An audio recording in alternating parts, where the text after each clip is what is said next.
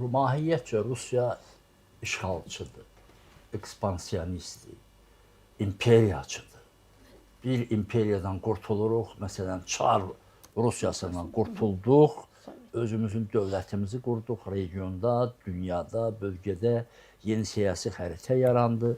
Amma sonra Sovet Rusiyası adından gəldi, bizi işğal elədi və o imperiyanın sərhədlərini yenə də genişləndirdi. Ondan qurtulduq, yeni bir dövlət qurduq.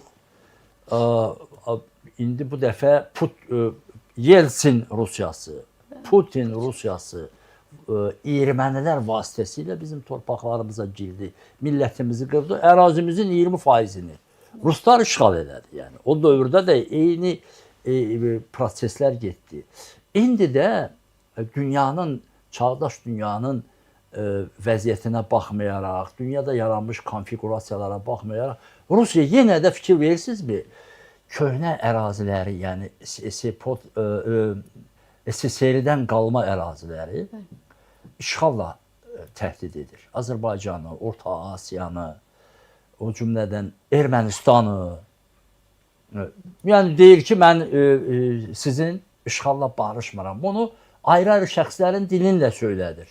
Bir zamanlar Jirinovski bunu söylüyordu. İndi Dugin, keşiş, Kremlin keşişi və ideologu Dugin söylüyor. İndi Kremlin köpəkləri olan Solovyov söylüyor, Mardan söylüyor, Kabanov söylüyor.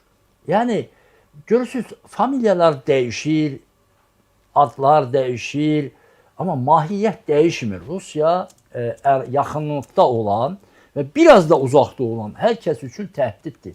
Finlandiya üçün təhdid deyilmi? İsveç üçün, uzaq İsveç üçün təhdid deyilmi? Almaniya üçün təhdid deyilmi?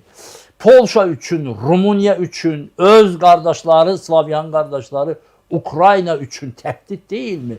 Rusiya demək təhdid deməkdir. Rusiyanın qoşulunda olmaq narahat yaşamaq deməkdir. Bu baxımdan da Azərbaycanın heç şansı bəxti gətirməyib. Azərbaycan təkcə bir qonşunun yox, iki qonşunun arasında qalaraq, iki pis qonşunun arasında qalaraq hər zaman narahatlıq yaşamaqdadır. Onun biri İran rejimidir. Şah dövründə olanda da, Xameyni və Xamneyi dövründə olanda da, yəni ideologiyalar dəyişir, amma ideologiyaların arxasındakı paniranizm dəyişmir. O ərazimizi götürmək, dövlət bayrağımızı endirib öz bayrağını taxmaq istəyir. Rusiya da həmçinin, yəni ideologiyalar dəyişir, bir ictimai siyasi formasiyadan digərinə keçir, amma yenə Azərbaycana, bölgəyə iddialar dəyişmir. Rusiya da istəyir bayrağımızı endirsin, bizi Rusiya qoşsun. Bu baxımdan İran və Rusiyanın bizə münasibəti rejim olaraq mahiyyətcə identikdir, eynidir. Yəni kim bizdən torpağımızı, bayrağımızı, dövlətimizi, ərazimizi, əhalimizi qul etmək istəyirsə, bizə düşmandır da, yəni bu əlifbadır. Bu baxımdan da indi biz indiki terminologiya ilə düşmən deməsək də təhdid deyirik onlara. Rusiyanın təhdidi də çox ciddi, realdır və Ukrayna müharibəsindən sonra da bizə ciddi narahatçılıq yarada biləcək bir təhdiddir, narahatıq bu baxımdan. İranın isə ümumiyyətlə illərdir davam edən erməni işğalı dövründə də biraz maskalanmış. Sanki biraz maskalanmış, çünki zəif idik, ərazimiz işğalı altında idi, İran o işğal olmuş ərazilərimizə girirdi, çıxırdı, rahat idi, ermənilərlə alver ticarət edirdi və s.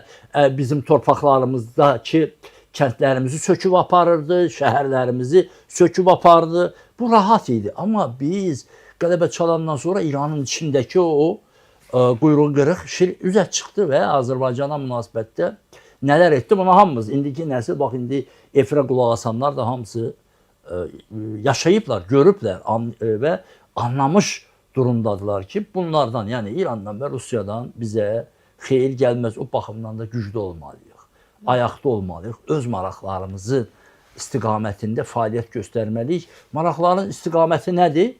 Rusiya ilə məsələ aydındır. Yəni orada bizim əhalimizin sayı əmək miqrantı şəklində 2 milyon civarındadır. İranla isə tamamilə başqa bir fərqli strategiya həyata keçirmək lazımdır. Orada bizim əhalimizin sayı 40 milyon civarındadır.